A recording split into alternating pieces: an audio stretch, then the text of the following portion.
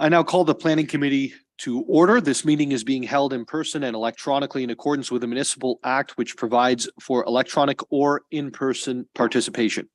The first item on the agenda is the consent agenda. For the consent items, I will read out the title associated with the recommended motions printed on the agenda. Members of Planning Committee may ask that an item be held to discuss the matter further. If an item is not held, the motion is deemed to be approved on consent. No further discussion of the item will take place at Planning Committee, and the item will go forward to the December 14th City Council meeting for approval.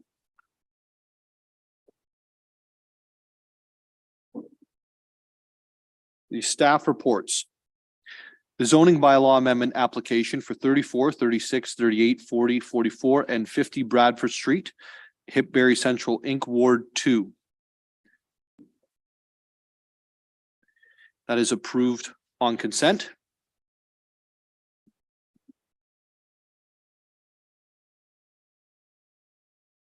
Site plan control requirements for processing for 10, 14, 18, 20, 22, and 24 Grove Street West, Ward 2. That's approved on consent.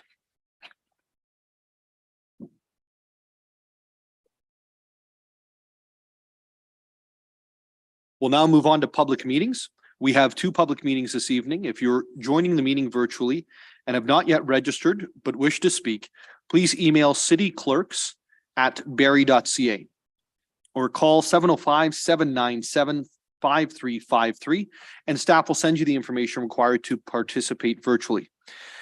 Tonight's applications were submitted by the developers and deemed complete under the Planning Act to proceed with the public meetings. The first public meeting is to review the applications for an official plan amendment and zoning bylaw amendment submitted by Innovative Planning Solutions, Inc. on behalf of Oro Edge Limited for lands known municipally as 70 and 76 Edgehill Drive. The second public meeting this evening is to review an application for a temporary use zoning bylaw submitted by MHBC Planning Inc. on behalf of 191140 Ontario Inc. for lands municipally known as 164 Innisfil Street.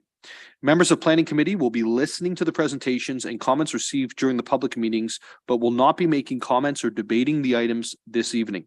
Members of Planning Committee will have an opportunity to provide comments when the staff reports are considered at a later date. The ward councillors will have an opportunity to ask questions of staff and questions of clarification on behalf of residents unable to attend the meetings. Other committee members, including myself, can ask questions of staff after the Planning Committee is held. Any questions asked by the public during the public meeting will be noted by staff and the applicants. Any responses to the questions will be addressed in the staff reports presented at a later date. Interested persons wishing notification of the staff report should sign the notification form required by the Legislative and Court Services Department located on the table at the back of the council chambers or email cityclerks@barrie.ca. Michelle Bamfield, Director of Development Services, would you please confirm that the notifications were conducted in accordance with the Planning Act for the public meetings? Yes, Mayor Nuttall, they were. Thank you. Councillor Morales. Thank you, Mayor Nuttall. I'd like to declare a potential indirect pecuniary interest with respect to 70 and 76 Edgehill as one of the owners in the project as a business partner of mine. Madam Clerk, is that noted? Yes, Mayor Nuttall, it has. Thank you. I'll now call upon representatives of Innovative Planning Solutions to provide a presentation concerning an official plan amendment and zoning bylaw amendment for 70 and 76 Edgehill Drive.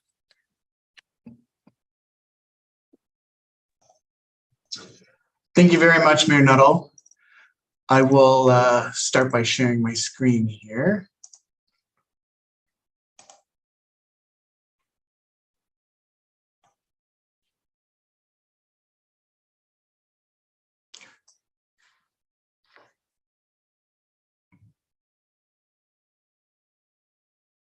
Hopefully you're able to see the right screen. Yes, okay. Okay, good evening, everyone, and thank you for attending this public meeting. My name is Kyle Galvin, and I'm a planner with Innovative Planning Solutions here on behalf of the owner of the lands at 70 to 76 Edgehill Drive. The purpose of this meeting is to provide you with project details regarding the proposed official plan and zoning bylaw amendment applications for the subject site. I welcome any feedback on the application this evening from council or the public, and will integrate that feedback with comments received from city staff. The subject site is located at 70 and 76 Edgehill Drive. I've highlighted the subject property here in red. The property is positioned on the north side of Edgehill Drive, east of Ann Street. The site itself possesses roughly 112 meters of frontage on Edgehill Drive with an area of 2.1 hectares or 5.3 acres. The lands are irregular in shape, sloping in the north to south direction. They are currently occupied by one single detached dwelling at 70 Edgehill Drive, with the remaining lands being vacant.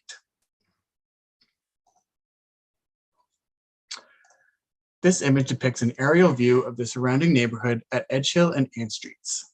The dashed white lines depict a 250 meter and 500 meter walking radius, which equates to an approximate 5-minute walk. Adjacent to the west exists a 12-story residential building in the form of Gateway Co-op homes. Further west are various existing and approved medium and high density residential projects, including a 13-story residential building just west of Ann Street. To the south exists vast commercial amenities along Wellington Street, including a pharmacy and grocery store servicing the area, along with more medium and high density residential developments. Additionally, the Ann Street Bridge replacement, which is currently under construction, will be finished well before the construction on the proposal starts and will provide safe access over the 400 for vehicles and pedestrians. This slide illustrates the current official plan designation and zoning of the subject lands. The image on the left depicts the official plan, which currently designates the site as residential and environmental protection. The lands are in close proximity to institutional, commercial, and open space lands, along with Highway 400. The image on the right depicts the current zoning of the subject lands. The lands are zoned residential single detached 2, R2, environmental protection, EP, and residential apartment second density, RA2, with special provisions. High density residential zoning can be found projecting both east and west from the Edgehill and Ann Street intersection, as represented by the light brown color on the image.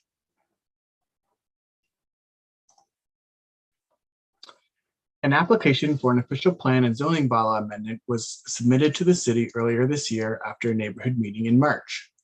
The purpose of the official plan amendment is to redesignation a portion of the property from residential to environmental protection, while also revising the defined policy area HH.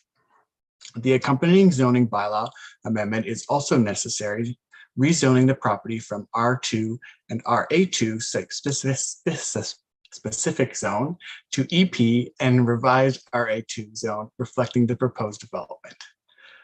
To provide a historical context, a large portion of the subject lands were approved for a residential tower in 2014.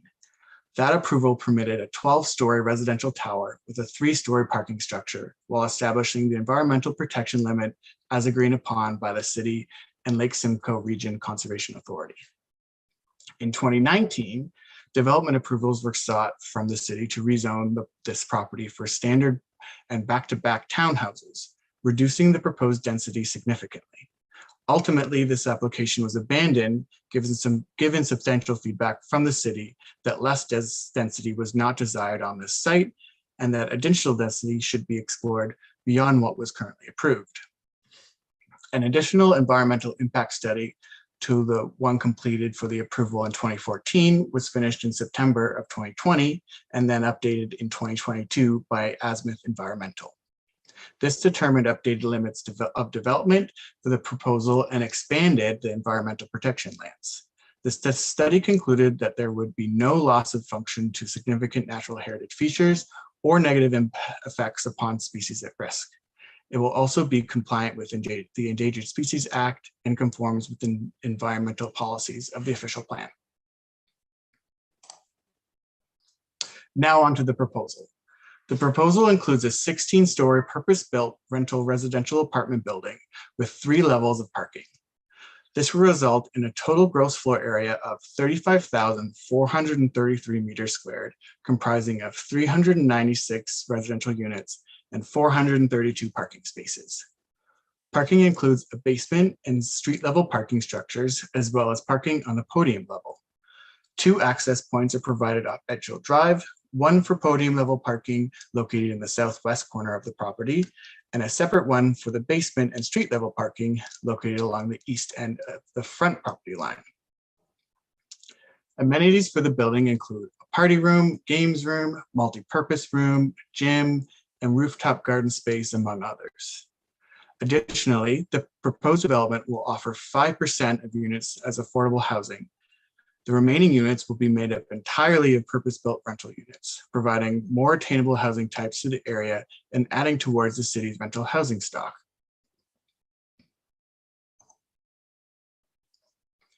As a result of several meetings and discussions with the city's transportation and fire departments, as well as the County of Simcoe and Gateway Co-op, one further shared emergency services access point is proposed from Ann Street through the adjacent 84 to 90 Edgehill Drive property. This access would only be utilized by emergency vehicles in the event that the Edgehill and Ann Street intersection would be blocked, as shown here.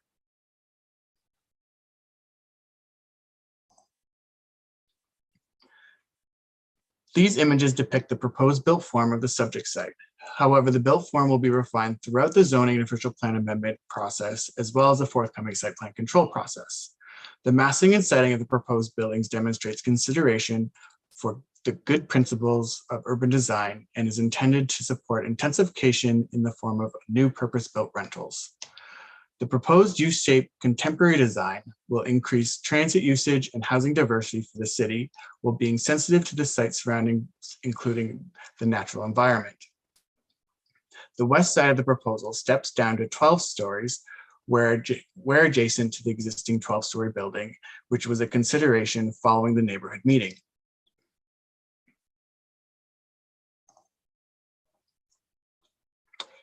In relation to required studies, a host of technical reports have been completed in support of the proposed development.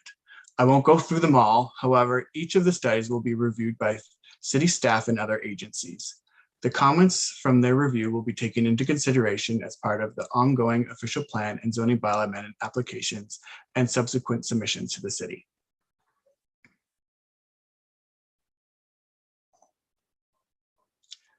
In conclusion, the official plan and zoning bylaw amendment applications seek to facilitate a 16-story purpose-built rental residential building consisting of 396 rental units, including the provision of affordable housing and expanded environmental protection lands. The lands are ideally positioned in an area of the city already possessing high-density residential in close proximity to major transportation corridors and public transit, along with extensive commercial amenities within walking distance. The proposal strengthens Barrie's efforts to provide additional affordable housing and rental units while enhancing the city skyline. This concludes my presentation. Thank you for your time this evening. I'm happy to receive any comments and questions you may have at this time.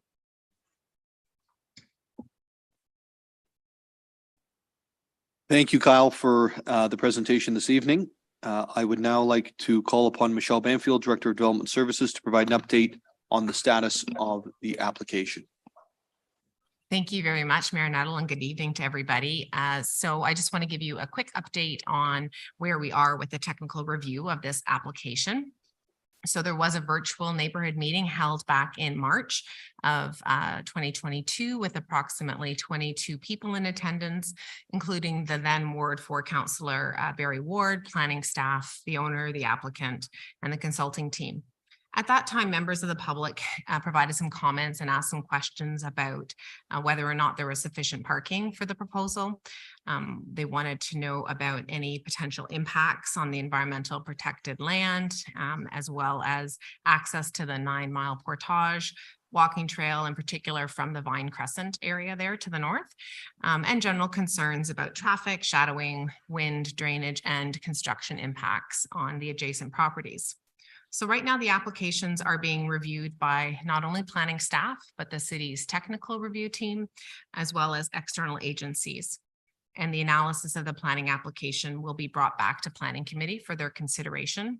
Right now, the major items that we're taking a look at include compliance to all the provincial documents, as well as the city's official plan and our intensification targets, the appropriateness of the proposed height and density, and any impacts potentially on the surrounding area, confirmations of the environmental protection area limits, traffic impacts, as well as just an overall justification about the appropriateness of the requested site-specific provisions.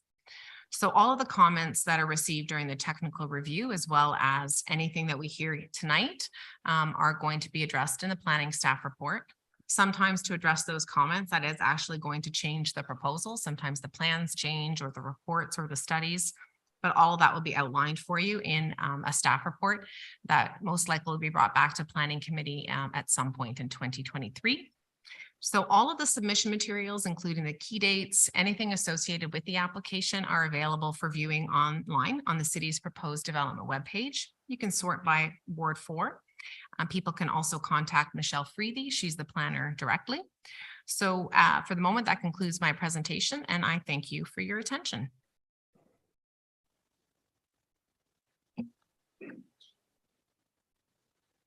Thank you, Ms. Mayfield. We'll now move into comments or questions from the public who are present this evening. Are there any comments from members of the public in the council chambers? Yes, sir. Yes, sir. Good evening, Mayor Nuttall, Councillor Corser, and the rest of the Planning Committee and Council here. Thank you. I'm Todd Armstrong. I live at 11 Vine Crescent.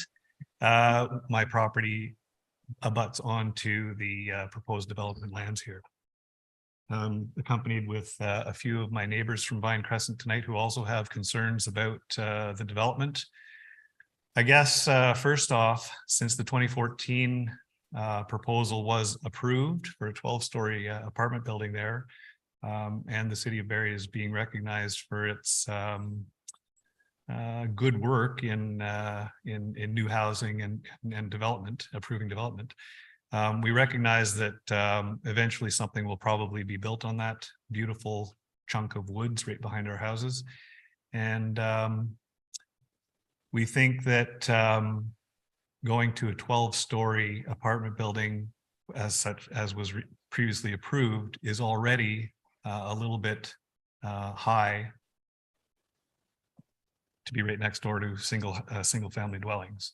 Granted, there's a high, quite a substantial elevation difference between Vine Crescent and Edgehill, but still, to have a 16-story, 12 or 16-story building looming above the trees in our backyards, it would be quite an imposition on the skyline all over Vine Crescent.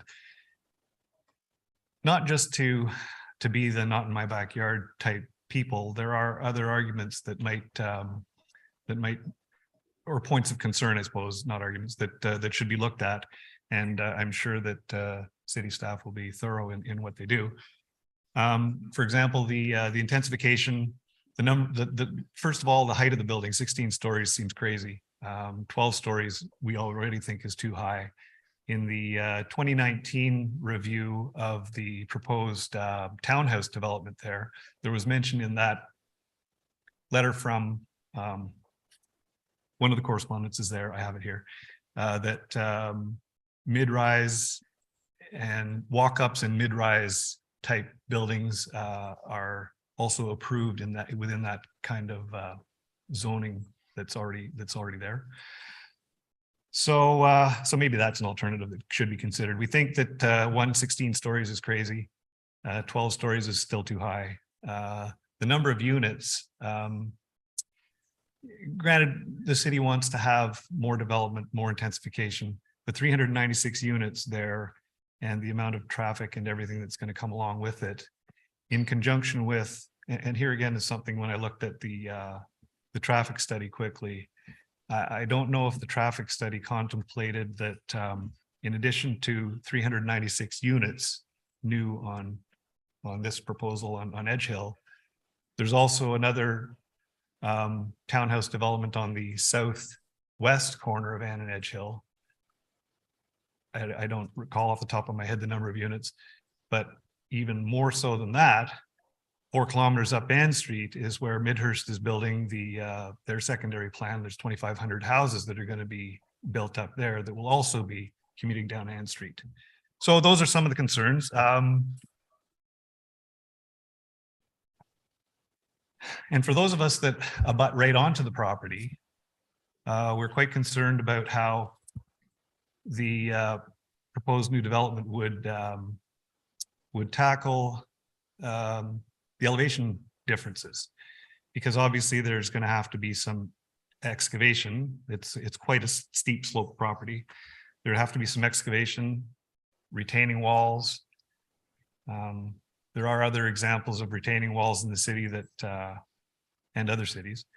Anyways, we don't have much detail on exactly what that would look like and how that would be maintained.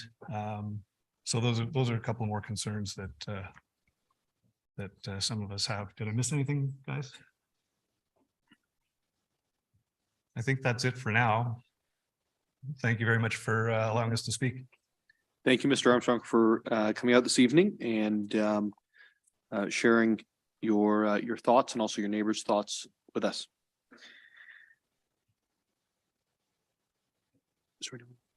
Perfect.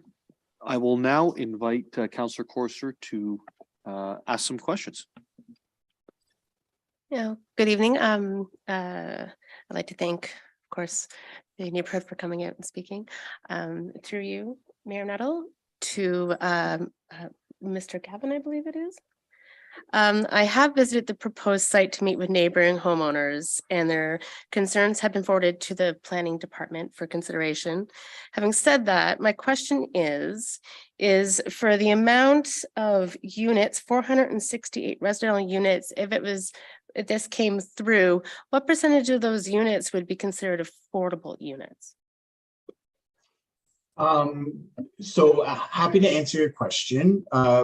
There's actually 396 residential units that are being proposed, and 5% are currently being offered as truly affordable units, and then the remainder, so that equates to about 20 units, and then the remainder are going to be purpose-built rental units. So that also helps in the city's goal of attaining new rental units. And there will be a range of unit types. So everything through 1 bedroom to 3 bedroom to account for any growing families down to single people. So that would also include a range of rental prices.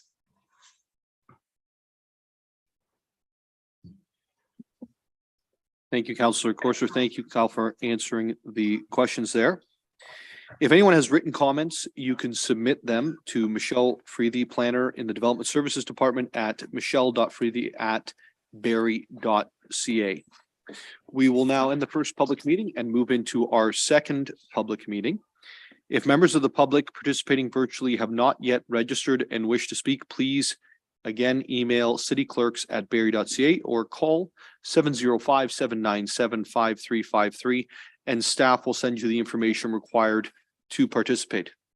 I'll now call upon representatives from MHBC Planning Inc. on behalf of 191140 Ontario Inc. to provide a presentation concerning the application for a temporary use zoning bylaw for 164 Innisfil Street. James, how are you this evening? Turned on. There we go. Perfect. Thank you very much for having me tonight. Good evening, Mayor Nuttall and members of Planning Committee. My name is James Newlands. I'm a registered professional planner with MHBC here in Barrie, just up the street at 113 Collier Street. I'd like to first start by congratulating the returning council members on a successful re-election and congratulating the new council members on getting elected into your spots here. Those of us at MHBC look forward to working with you guys over the next 4 years to help develop the great city of Barrie. I'm here tonight to provide you with a short presentation regarding the temporary use bylaw application that MHBC submitted on behalf of our client, the owners of 164 Innisfil Street here in Barrie. Following my presentation, I am available to answer any questions you may have on this application. Perfect.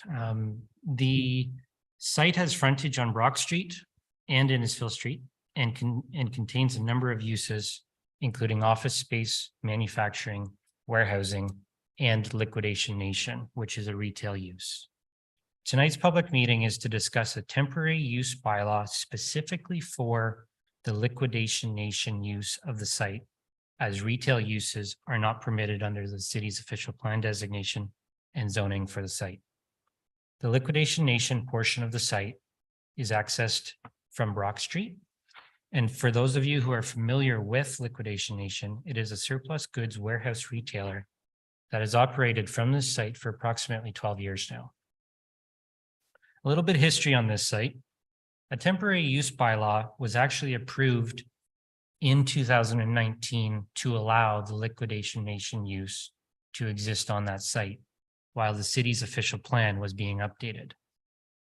In 2020, my client began working with the city on a site plan approval to build an addition to the building to provide additional space for wholesale businesses.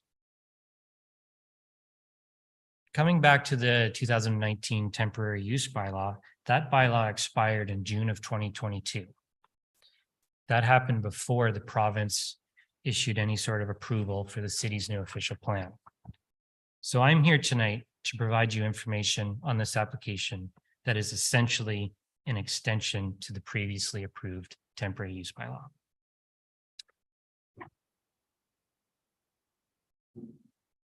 The site itself is approximately 2.9 hectares in size and contains parking spaces all around the building. Part labeled subject area, outlined by the dark black line on the figure here, is the portion of the building that the Liquidation Nation retail use occupies. This area is approximately 3,013 meters squared. And as previously mentioned, this is the portion of the site that would be subject to this temporary use zoning bylaw.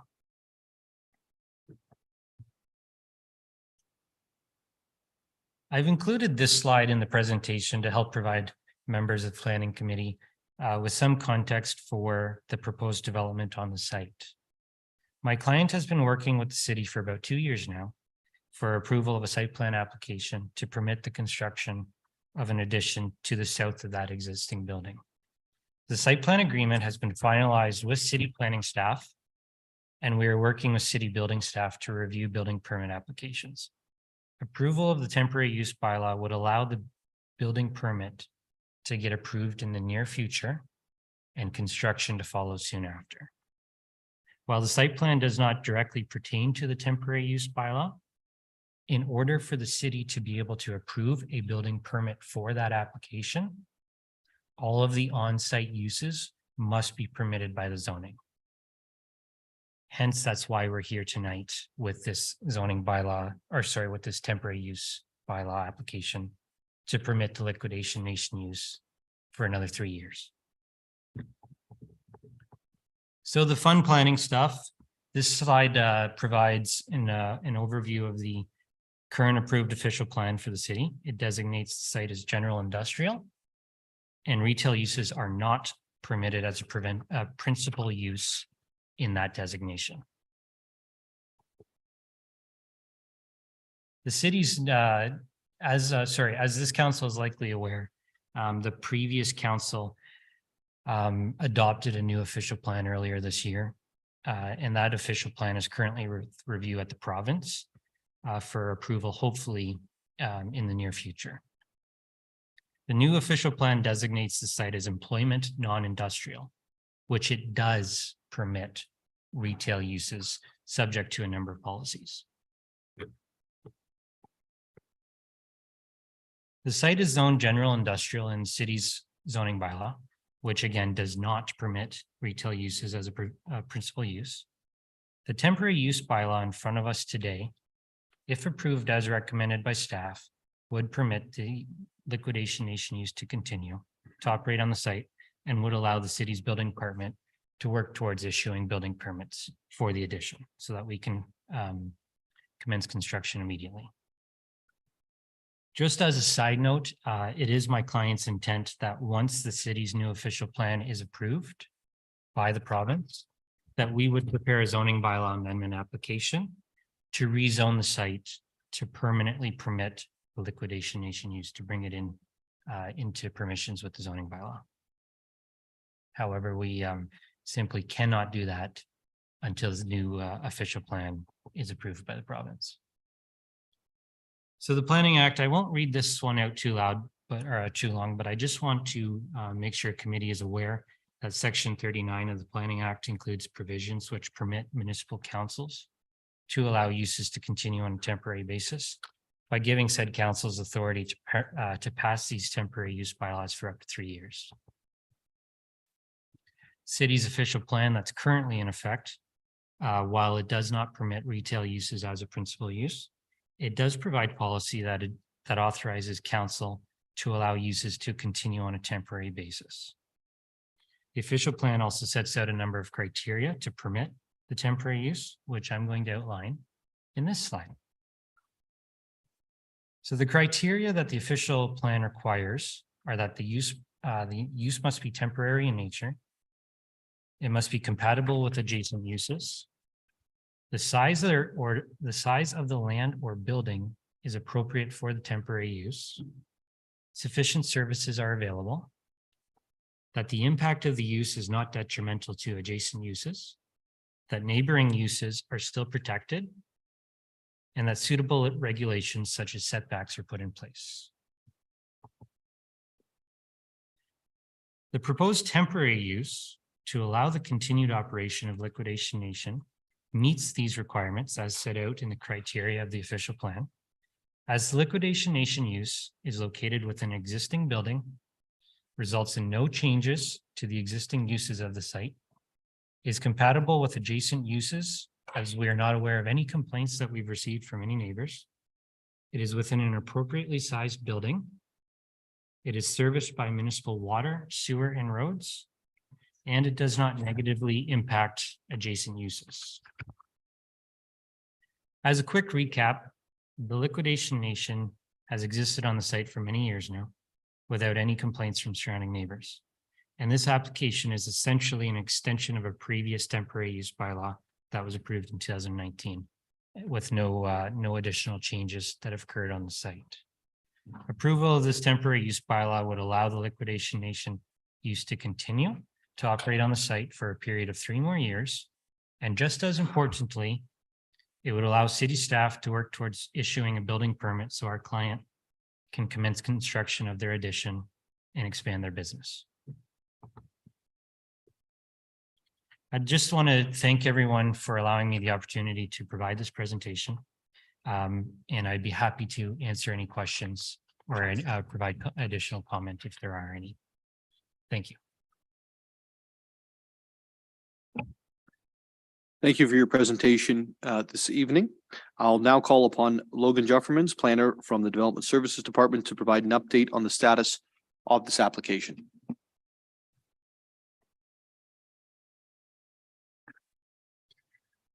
Good evening, Mayor Nuttall and members of the Planning Committee.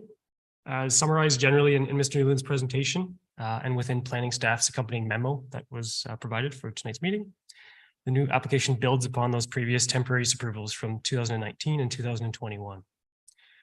The application has been circulated for technical staff review with a report planned to come before Planning Committee on December 7th.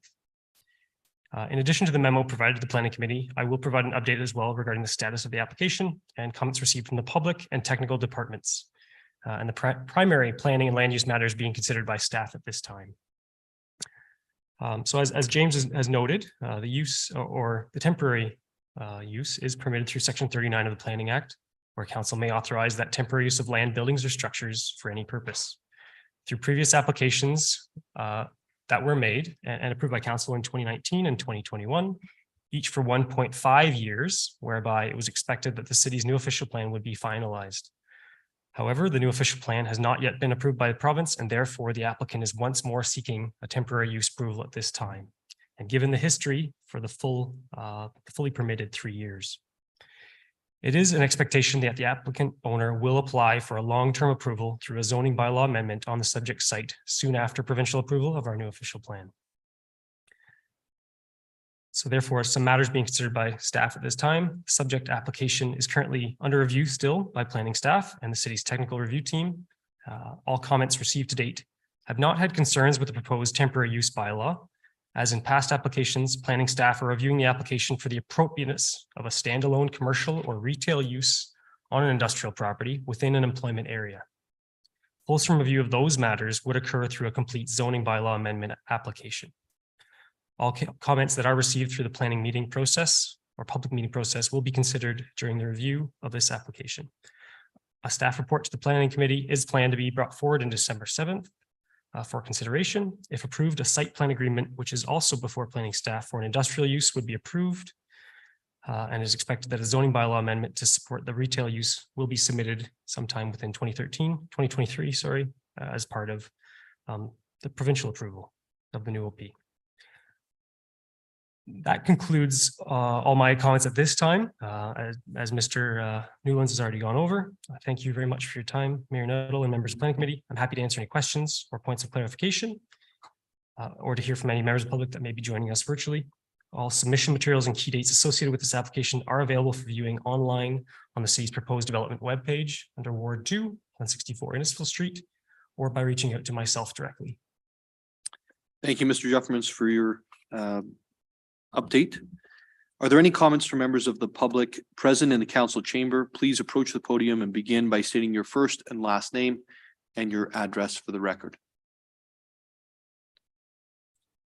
Just asked a second time. Are there any comments or questions? Okay. Please begin by stating your first name and your address. My name is Mary Titus. I live in the Ward 2. I have just a question. I just want to know if it's the liquidation nation that was in Bayfield. There's a question. I'm not aware that it was that site, that was the same use. So this use has been there for about 12 years. Thank you very much. Sorry, just before you leave the podium, could you just state your address for the record? 37 Toronto Street. Thank you, sir. Are there any other questions or comments for this public meeting? As there are no virtual comments or questions, I would like to invite Councillor Nixon. Is there any comments or questions you have?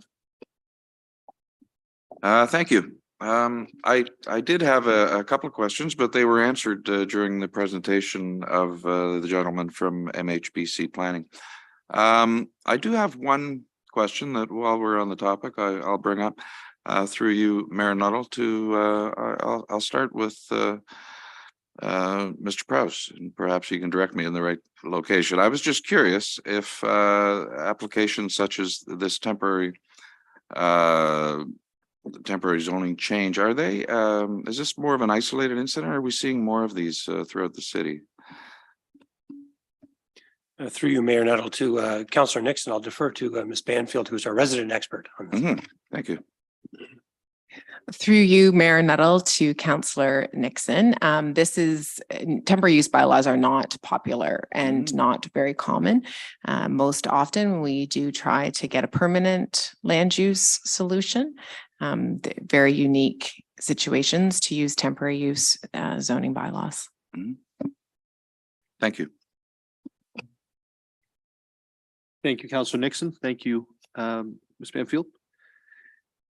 If anyone has any further written comments, you can submit them to Logan Juffermans, planner in the Development Services Department, at logan.juffermans@barrie.ca. That concludes our public meetings for this evening. I will now move on to item 3 on our agenda, which is a presentation by staff officers, agents of the corporation. We have one presentation this evening concerning the new comprehensive zoning bylaw. I'll now call upon Michelle Banfield, Director of Development Services, to provide the presentation.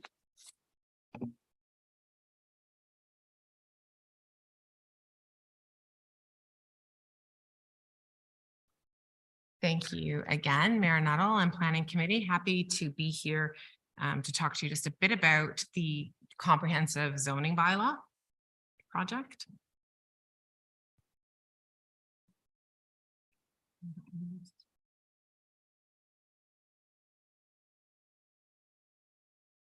Is that you or me? Okay, I'm gonna go back. Can I go back?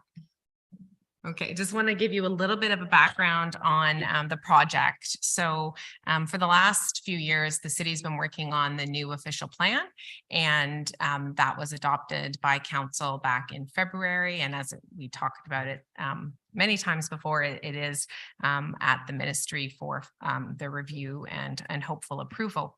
But right underneath, and we've said continually, as soon as the official plan was done, which really kind of sets the vision for the community, as soon as that was done, we had committed to council at the time and the community that we were going to come right behind with the zoning bylaw. This is going to be the first, much like when we were doing the new official plan, this is going to be one of the first comprehensive zoning bylaws for a number of years for the municipality. And a lot has changed really since the last time we did a comprehensive zoning bylaw.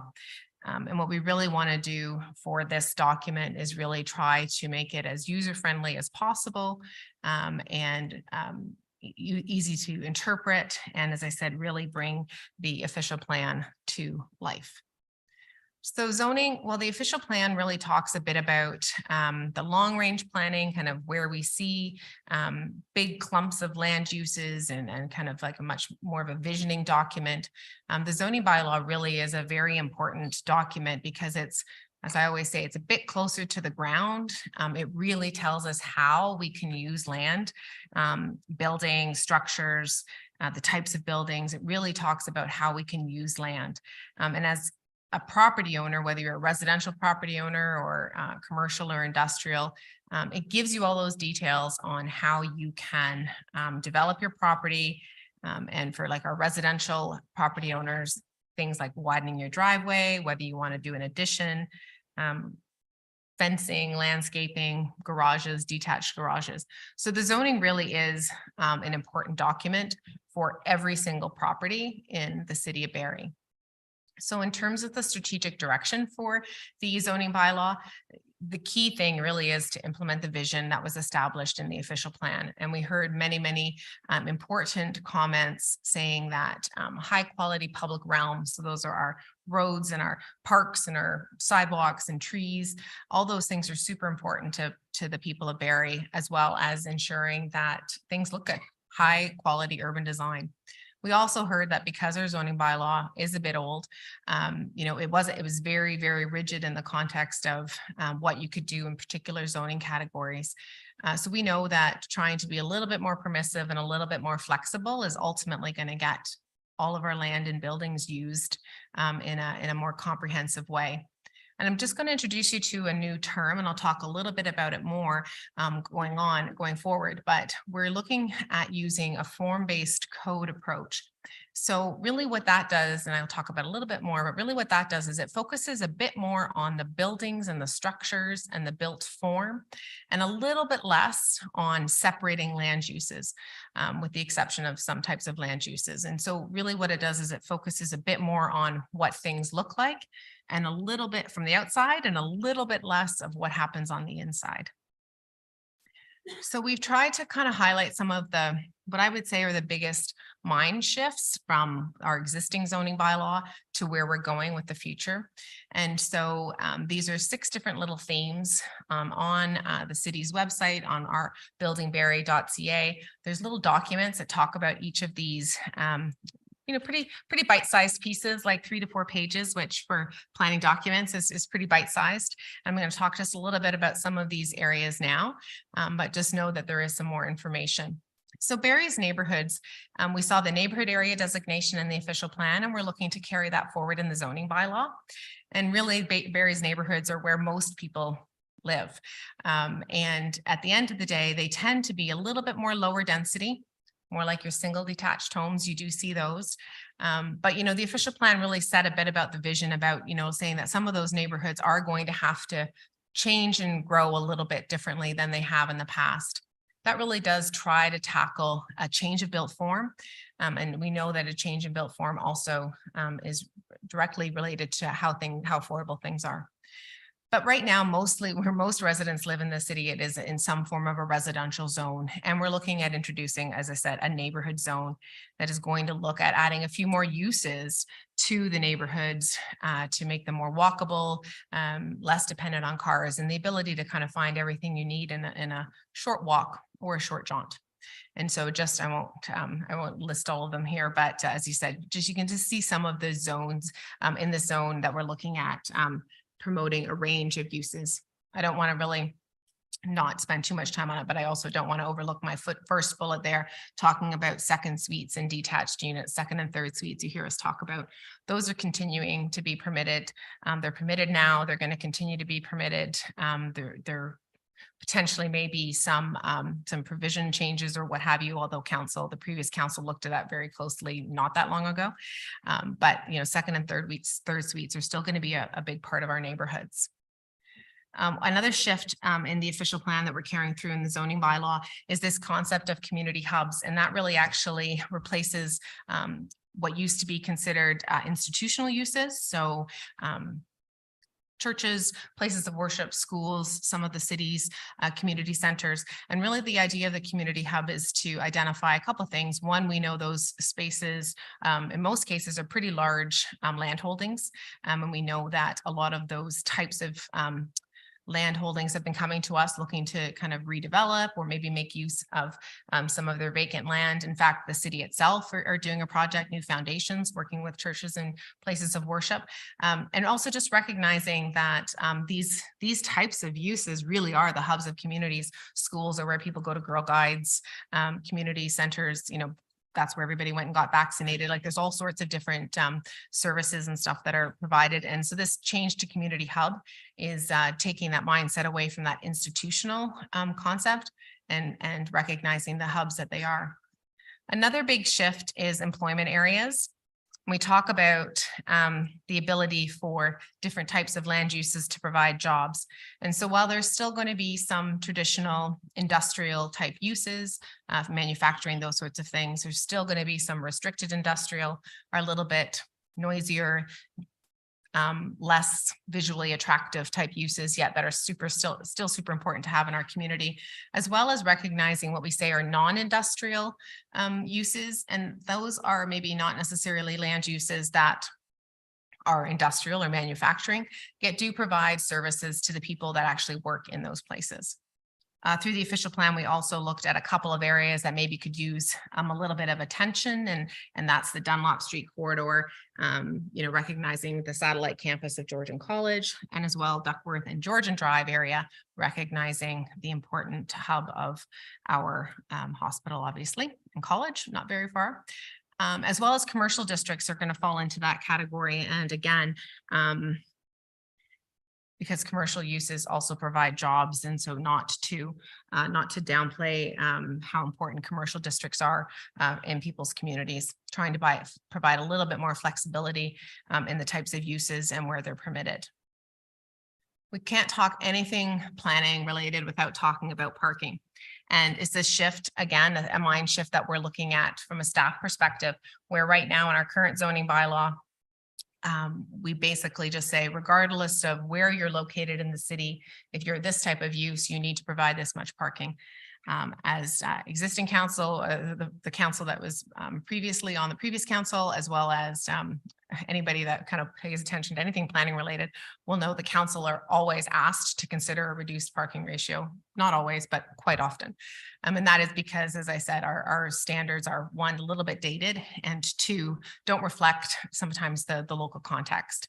So really, we're going to look at parking kind of being a bit of a sliding scale where it's a little bit less related to the type of use and a little bit more related to where you're located in the city and what sort of services and access you have to transit and all sorts of other things to get to and from. There's a couple of areas that, again, were highlighted in the official plan that I just want to talk about super high level, but the urban growth center being one. Obviously, for the most part, the easiest way to describe that is the most part of our downtown. That really is where we're going to want to see the tallest buildings.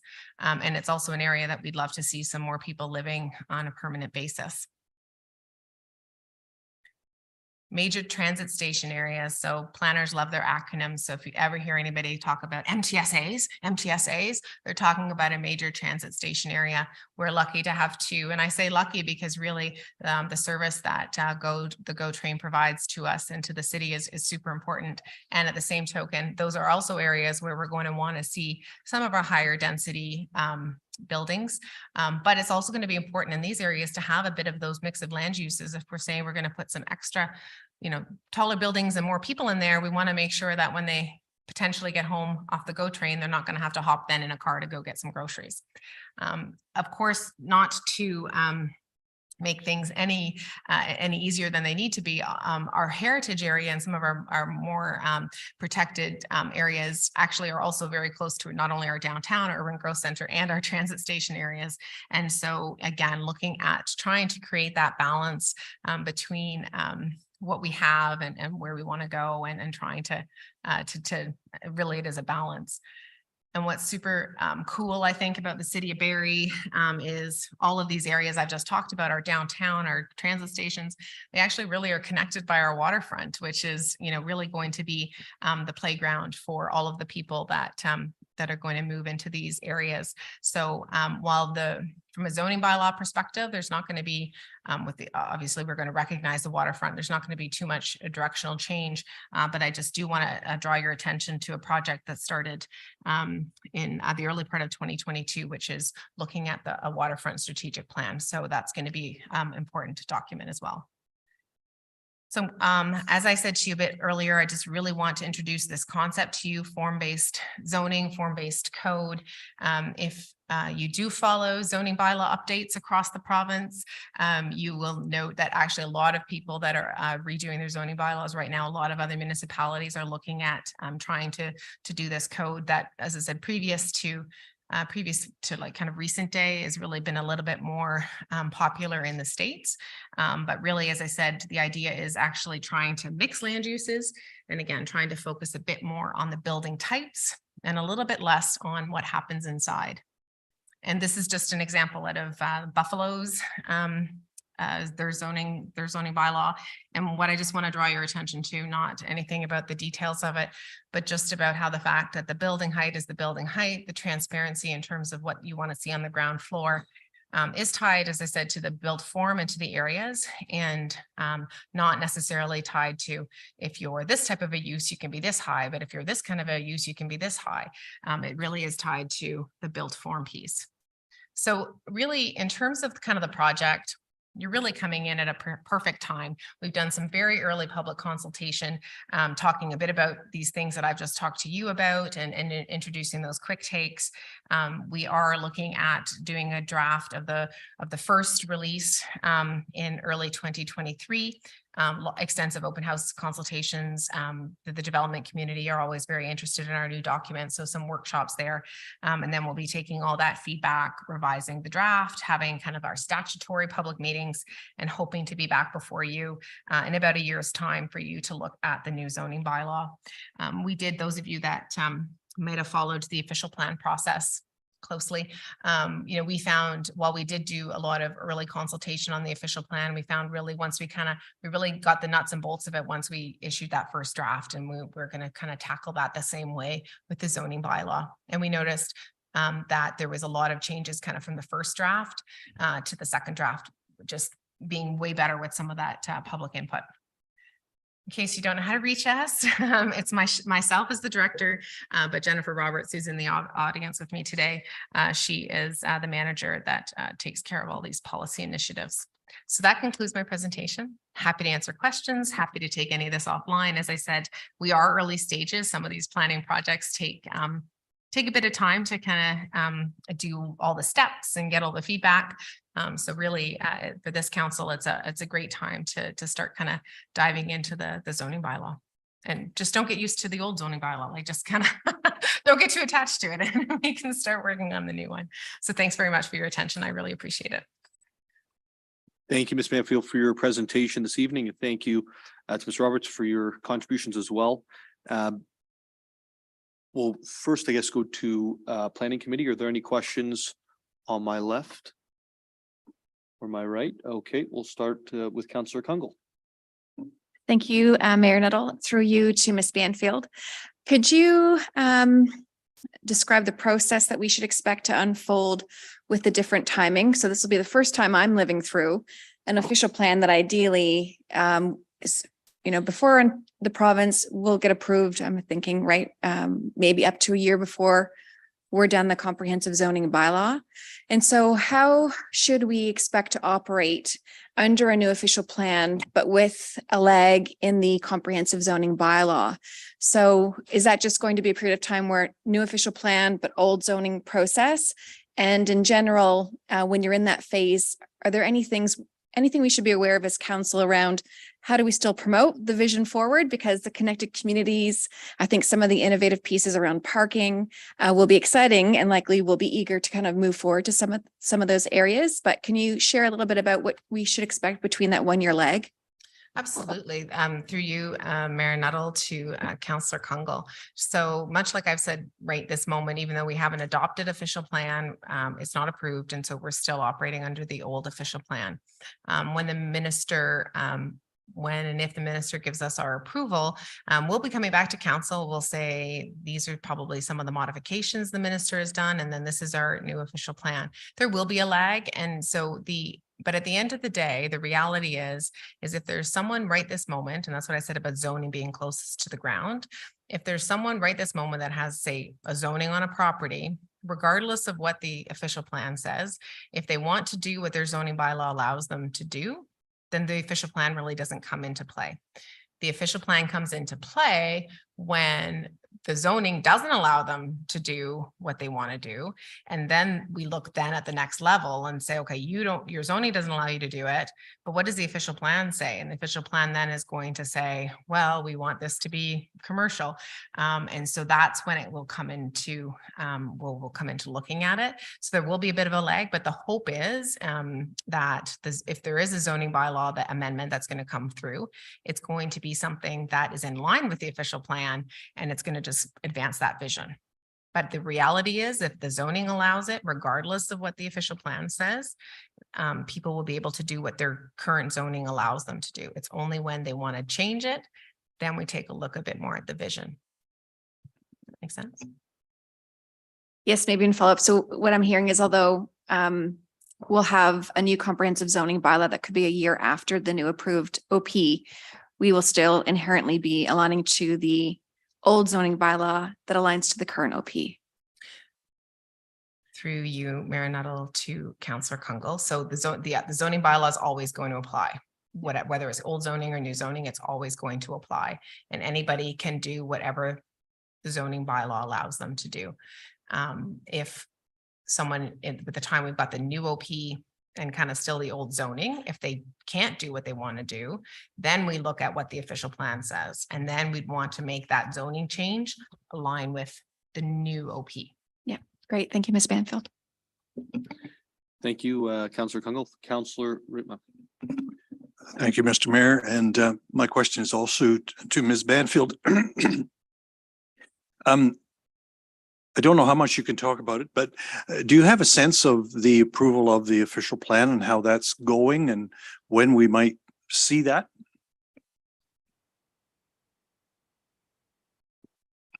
Sorry, could you please put your microphone on? Yes, sorry. I apologize. again, through you, Mayor Nuttall, to Councillor Rietma. So I have a call with ministry staff later this week, and again, no official word, but we have heard through other channels that the province is going to be looking at approving the OPs they have in hand before the end of the year. The province did approve about 6 official plans about a month ago. We weren't in that kind of first batch, but as I said, I do have a meeting with the ministry staff this week, and so they are looking at it, which is a good sign. Just to follow up, that's, I think, is good news. If we could get it approved by the end of the year, that'd be great. Do you get a sense of whether they'll want modifications to the plan? Through you, Mayor Nuttall, to Councillor Rietma. Certainly, I don't at this point, but I can point to the previous official plans, as I said, that were adopted in that first or approved in that first batch. And there certainly were modifications to those plans. So while I like to think very special, I can't quite imagine that we're not going to have some modifications, but the extent and the details of which I don't know. Thank you. Thank you, Councillor Rietma. Are there any other questions? I have a couple of questions I'd like to ask, and just sort of going through your presentation on page 6, where you're looking at the neighborhoods. Is this and I think I know the answer to this, but is this a move towards kind of that 15-minute community, allowing different zonings within similar area to be able to, first of all, accommodate different types of density for housing, but also that you won't have to go so far to get groceries per se. We have what they call grocery deserts in many parts of the city. Mayor Nuttall, absolutely. Thank you. In terms of page 7, new accessory units, second suites, detached units, I know that members of council probably heard this at the door over the past election. There were certainly people who were concerned with the amount of accessory units going in their neighborhood. There are others who, we would constantly hear about housing and obviously the shortfalls for rental, etc. Is the target for the new accessory units going to be new neighborhoods as they unfold? Is that what I'm reading here, or is this really throughout the city? Mayor Nuttall, second and third suites are really supposed to be throughout the city.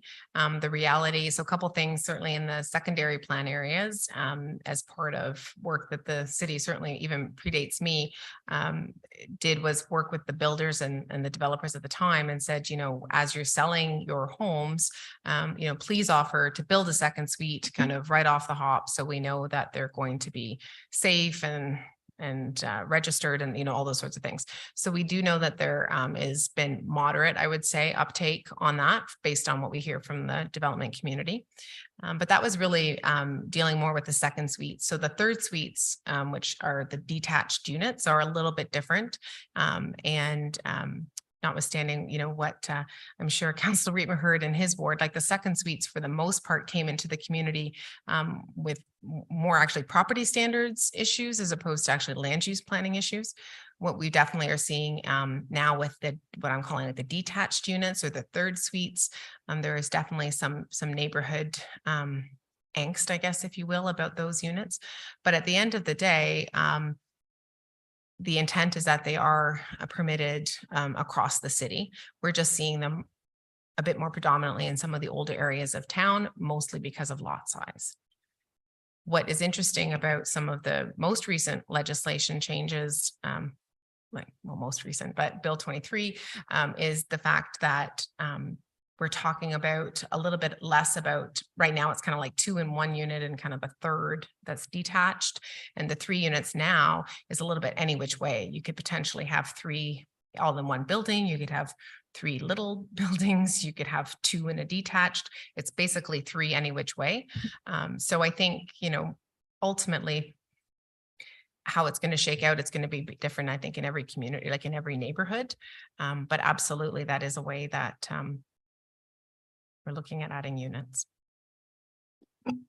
Thank you. In terms of community hubs, which is page 8, and I think probably my last question, how do we incorporate this into existing existing communities. You know, I think about the Allendale Rec Center and sort of around that. And you know, there's a bit of a vision item here, I think, that's coming out. Is there an ability for us to use existing infrastructure like Allendale to facilitate these community hubs going forward? Mayor Nuttall, absolutely. I mean, the idea with the community hub concept is to actually look at properties not only owned by the city, but also by churches and school boards. So certainly in terms of any city-owned property, if we were going to redevelop, there's probably opportunities for, well, not probably, there for sure are opportunities that we could have a bit more of mixed uses on them. But again, it's also for potentially some school boards that are maybe repurposing sites, or even themselves that want to use some excess land. And again, churches and places of worship. So, and for the most part, it's not necessarily needing a full, in some cases, it will be a full redevelopment of the site, but in other cases, it might actually just be using some vacant land. And that's where some of the things like the parking ratios we tie into, like if we actually reduce parking ratios, maybe some of the parking areas would be good for a stack of townhouses or a small apartment complex or what have you. Wonderful. And I'm going to apologize. There's one more question on the urban growth centers. We have two in the city, major transit areas. We have two in the city, which are considered, you know, our urban growth centers as well, around I believe it's around the GO train stations at this point, correct? And we have a transit terminal downtown that's going to be moving to Allendale over time. We have funding from the provincial government, but we also have I would say a road infrastructure problem in that area. It's difficult around Tiffin. It's difficult around, you know, being able to access the what will be our future transit terminal. And is that going to have an effect on that specific urban growth center being able to be developed out to its greatest potential? Or is there opportunities for the city as you see it to kind of fix some of those traffic flows? And in the event that it is an issue, how do we deal with that in the context of a zoning bylaw and I guess eventually OP as well? Thank you for the question, Mayor Nuttall. So ultimately, intensification, regardless of where it is, but it's obviously going to be more focused in some of these areas. Servicing, whether it's transportation, water, wastewater, all of that is looked at, you know, very closely. Not so much at the zoning stage to a certain extent, 100%, but really when it gets into kind of the detailed engineering. And what we see happening a lot is there might be some temporary solutions to kind of you know, maybe not necessarily be a stopgap, but just kind of, you know, try to do some alleviation of maybe current pinch points and looking for a longer term solution. And that's also really where the work that the corporate asset management, Kelly Oakley's team, and the master plans, like all of those types of things tie into that, because the master plans have to allocate the people somewhere, and then that's how it kind of all comes back. So in terms of kind of the shorter term, I guess, if you will, but keeping in mind, you know, even the shorter term for some of these big projects is 5 and 10 years out by the time these tall buildings just take a long time to construct, as everybody's seeing. So it's not like it's a problem that's going to happen tomorrow necessarily, but it is definitely, there's a lot of inputs across the city, not just in planning, to kind of look at that holistic approach of things. Thank you so much for the presentation. And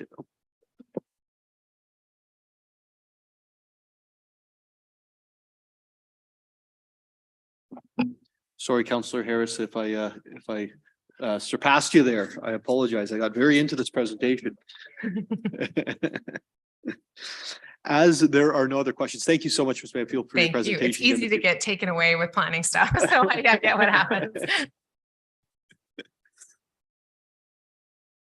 Well, thank you so much for the support this evening from staff, and certainly from the presentations from planners on behalf of their applicants this evening.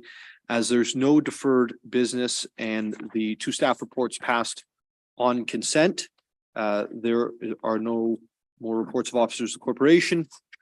We are now at inquiries on my left. Any inquiries on my right? As there's no inquiries, we will now move to adjournment. So the meeting is now adjourned. Thank you.